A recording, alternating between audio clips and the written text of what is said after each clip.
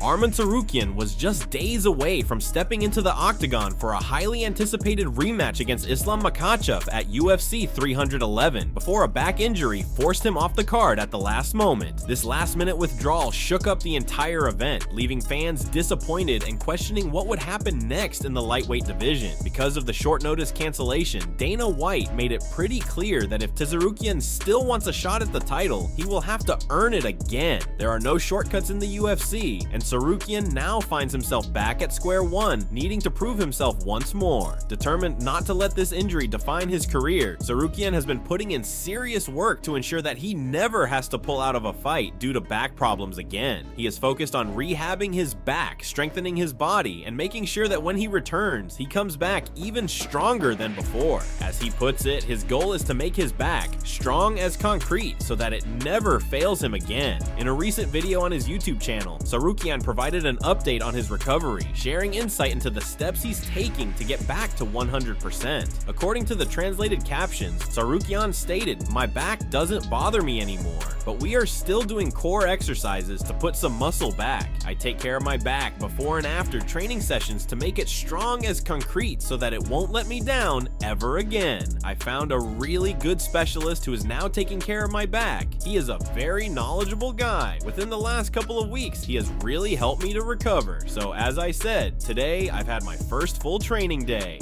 This update is a relief for his fans, who were eager to know when he would be back in action. However, while Tsarukyan focuses on his recovery, there has been some drama unfolding between him and Dan Hooker. After Hooker also had to withdraw from UFC 313, tensions between the two fighters reached a boiling point on social media. Hooker continued to go off on Tsarukyan, who had previously taken shots at him for pulling out of his fight. But Hooker wasn't going to stay silent. He fired back immediately, taking a brutal shot at Tsarukyan's injury. Hooker tweeted, "I broke my hand preparing for a fight. You hurt your back creeping on Nina drama." He didn't stop there. He followed it up with an even bolder statement. "We are not the same." This exchange quickly caught fire, with fans jumping into the debate. Some sided with Tsarukyan, arguing that injuries happen and that he was taking the right steps to come back stronger. Others backed Hooker, pointing out that fighters push through pain all the time and suggesting that Tsarukyan should have done the same. Regardless of whose side you're on, one thing is certain: when these two finally meet in the octagon, it's going to be personal. What are your thoughts on Arman Tsarukyan and Dan Hooker's heated exchange? Let us know in the comments below. Moving on, Moicano is not a fan of the upcoming matchup between Belal Muhammad and Della Maddalena, predicting that Belal will run through JDM. He isn't the only one who sees things playing out that way. Gilbert Burns also gives the edge to Belal, and his opinion carries serious weight since he has shared the octagon with both men.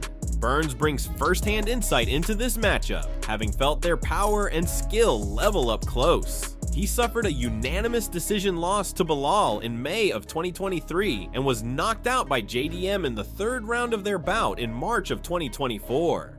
Burns, who has always been respected for his honesty, did not hold back when breaking down the fight. He weighed in saying, "100% I think Belal. Not that crazy, but 100%. My brother, not trying to be disrespectful. No, but Bus was taking him down until I ate a knee." This was a key point. Burns was able to take JDM down, showing that wrestling could be a major weakness in JDM's game. At that moment, Moicano pressed Burns further, asking, "Would you say you have better wrestling than Belal Muhammad?" It was an interesting question, considering Burns is known for his grappling ability rather than his wrestling. Burns didn't hesitate with his answer. He responded, "I would say I have better grappling. I think Belal's wrestling. Belal has one of the best, if not the best, takedown defense. You know, JDM is not going to try to wrestle him down, but Belal can wrestle, bro. That's what I'm saying. I wasn't trying to be disrespectful, and he didn't understand." This statement says it all. Burns believes that Belal's wrestling will be the deciding factor in the fight. If Burns, a high-level grappler, was able to take JDM down, then Belal, whose wrestling is even better, will definitely do the same. The big question now is, can JDM stop the takedown? If he can't, it could be a long night for him inside the octagon. Belal has dominated opponents using his relentless pace, chain wrestling, and ability to control fighters on the ground. If JDM isn't prepared for that, he could find himself in serious trouble. What do you think? Will Belal Muhammad run through JDM as Moicano predicts? Or does Jack Della Maddalena have what it takes to shock the world? Let us know in the comments. Now, moving on. Alex Pereira has responded to Daniel Cormier's comments. Plenty of people, including Cormier, questioned Alex Pereira's decision to attend UFC 312 ahead of his fight with Magomed Ankalaev, but Pereira sees the whole situation as blown way out of proportion.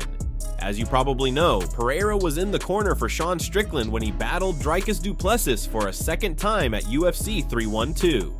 The event took place in Australia, which meant Pereira was doing serious traveling not long before his March fight with Ankalaev. Fans and pundits, including Cormier, questioned whether Pereira should have just stayed in the United States to focus on training instead. Not only that, but traveling long distances and spending time in crowded airports isn't exactly the best way to avoid getting sick. In a recent interview with Bloody Elbow, Pereira fired back saying, "DC and I have a good friendship now, and a lot of people think I just went out there to be in Sean's corner, but I had prior commitments in Australia and it just ended up working out for me to be in his corner." He continued, "I heard people saying, oh, he doesn't even speak English. What difference does it make him being there? But we have the same kind of energy. We're on the same vibe. We're both fighting in the same company, so there's a lot of good rapport between us." Pereira made it clear that he doesn't regret his decision, doubling down on his experience handling high-pressure situations like this before.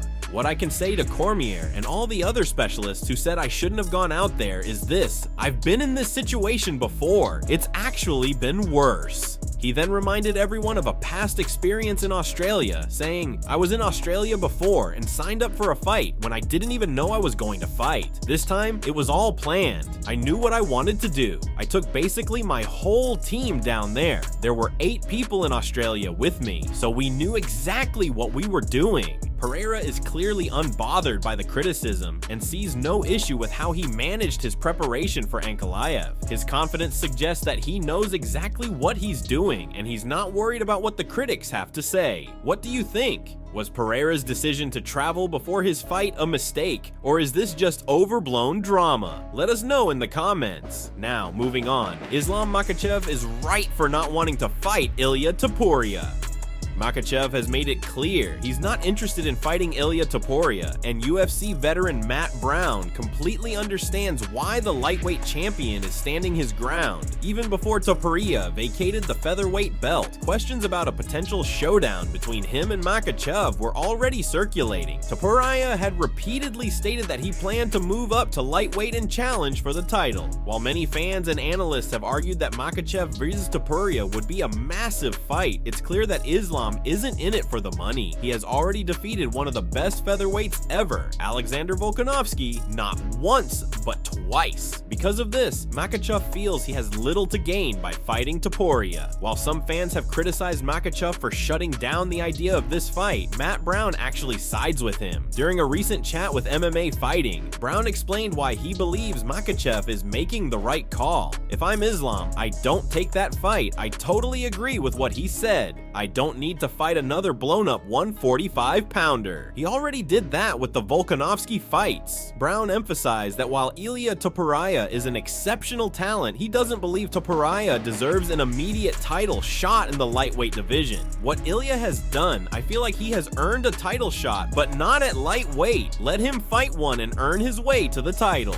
This stance isn't exactly surprising. The lightweight division is one of the deepest and most stacked weight classes in the UFC. While Topuria's dominance at featherweight is undeniable, he has yet to prove himself against any top contenders at 155 pounds.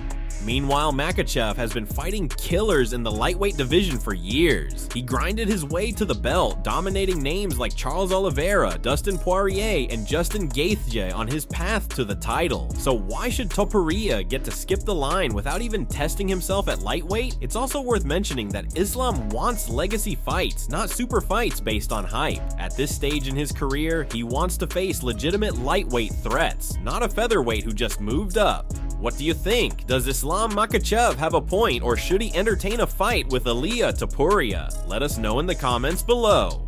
Now, finally, Kamaru Usman believes Della Maddalena is capable of beating Belal Muhammad.